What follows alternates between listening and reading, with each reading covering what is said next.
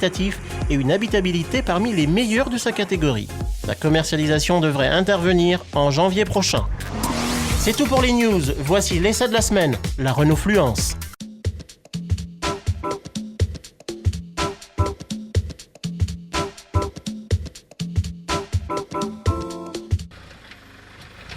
Vous la connaissez sous le nom de Renault Mégane 4 portes ou Renault Mégane classique. Eh bien, désormais, il va falloir l'appeler Renault Fluence. C'est la dénomination de la nouvelle Mégane à coffre. Il faut dire que la firme aux losanges a pris le temps de peaufiner ce modèle. En témoigne sa silhouette sympathique qui lui permet d'afficher une personnalité bien distincte par rapport à l'actuelle Mégane.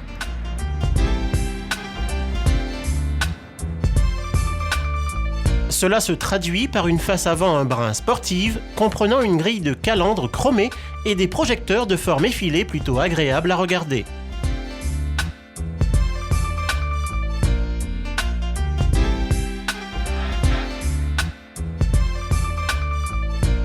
Ce n'est pas tout, puisque de profil, les passages de roues sculptés et les rappels de clignotants ajoutent à son caractère plutôt cossu.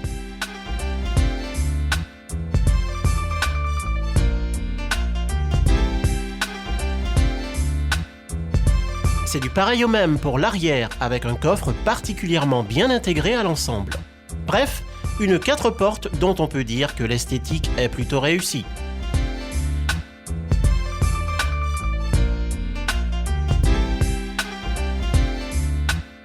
Avec ses 4,62 m de long, la Fluence rivalise en taille avec sa grande sœur la Laguna, plus longue de seulement 7 cm. C'est dire l'accueil réservé à bord avec une habitabilité de bon niveau.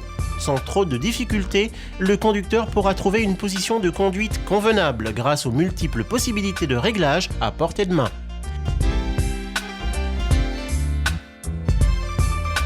Quant à l'arrière, l'espace aux genoux et à la tête est généreux, même pour les grandes tailles, avec en prime un accoudoir central. Côté finition et assemblage, c'est plutôt pas mal. Renault n'a pas lésiné sur le plastique moussé présent sur le dessus de la planche de bord, mais aussi sur les contreportes. Le confort thermique a également fait l'objet de toutes les attentions, avec de série la climatisation manuelle, voire automatique sur le haut de gamme. Au niveau son, rien à dire, si ce n'est que l'option Plug and Music permet de bénéficier d'une prise USB compatible avec un iPhone. D'autres équipements tout aussi pratiques, comme la carte d'accès et de démarrage main libre ou le régulateur de vitesse, viennent compléter la liste d'options.